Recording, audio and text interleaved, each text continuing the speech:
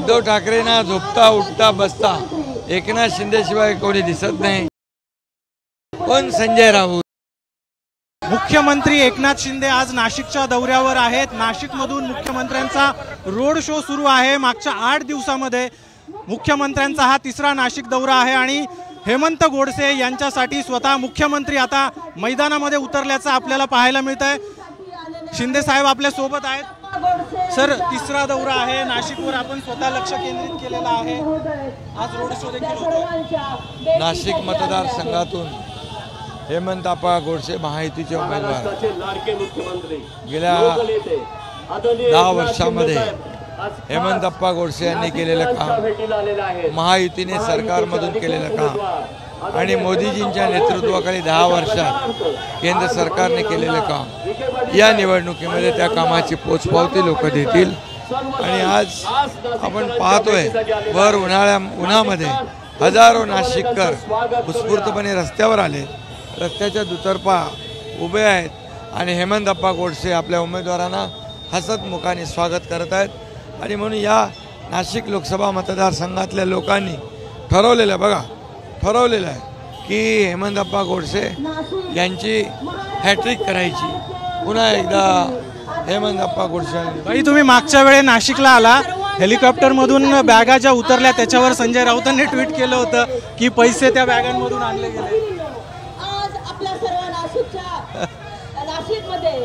त्याच्यावर आमचे प्रवक्ते उत्तर दिले ते।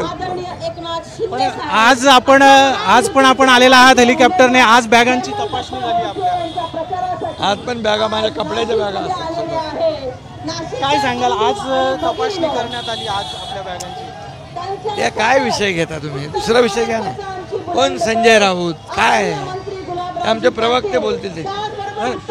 खरं तर आपण बघितलं तर महाविकास आघाडीकडून सातत्याने टीका केली जाते। काल उद्धव ठाकरेंची नाशिकमध्ये सभा झाली, उद्धव ठाकरेंनी देखील पुन्हा एकदा आपल्यावर टीका केली। उद्धव ठाकरेंना झोपता उठता बसता एकनाथ शिंदे शिवाय कोणी दिसत नाही।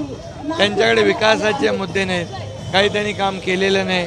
2.5 वर्ष घरी बसून होते आणि फेसबुक लाईव्ह करून राज्य चालवता येत नाही। त्यामुळे ही काही जेलसी जी त्यांची आहे त्यांच्या बोलण्यातून जाणवती आहे। एका शेतकऱ्याचा मुलगा मुख्यमंत्री झालेला, त्यांना अजून पण पचनी पडलेलं नाही। 2 वर्षात आम्ही केलेलं काम, आमचं काम बोलतोय आणि त्यामुळे कामाला महत्त्व देतील। गरीब असणाऱ्यांना लोक मतदान करणार नाही। मोठ्या प्रमाणात पैशांचा वापर केला जातोय या निवडणुकीत, असा आरोप महाविकास आघाडीकडून। आम्हाला पैशाचा वापर करण्याची आवश्यकता नाही, आम्हाला आरोप करण्याची आवश्यकता नाही। आम्ही काम केलेलं आहे, कामाच्या जोरावर, विकासाच्या अजेंड्यावर, विकासाच्या मुद्द्यावर आम्ही निवडणूक लढवतोय। आणि म्हणून राज्यात झालेलं विकासाचं काम, केंद्रात झालेलं काम हेच बोलतंय आणि ते निवडणुकीत 20 तारखेला बोलेल आणि या महायुतीला मतदान करेल। हेमंत गोडसे प्रचंड मताधिक्याने विजयी होईल। काल मोदींची पिंपळगावमध्ये सभा झाली साहेब, कांदा उत्पादक शेतकऱ्यांनी त्या ठिकाणी गोंधळ घातला। कांद्यावर बोला पंतप्रधानांच्या भाषणावेळी। कांदा उत्पादक शेतकऱ्यांच्या बरोबर आमचं सरकार आहे। निर्यात बंदी केंद्राने उठवली, त्यामध्ये काही त्रुटी आहेत, नक्की त्या दूर केल्या जातील। त्यासाठी राज्य सरकार पूर्ण प्रयत्न करेल।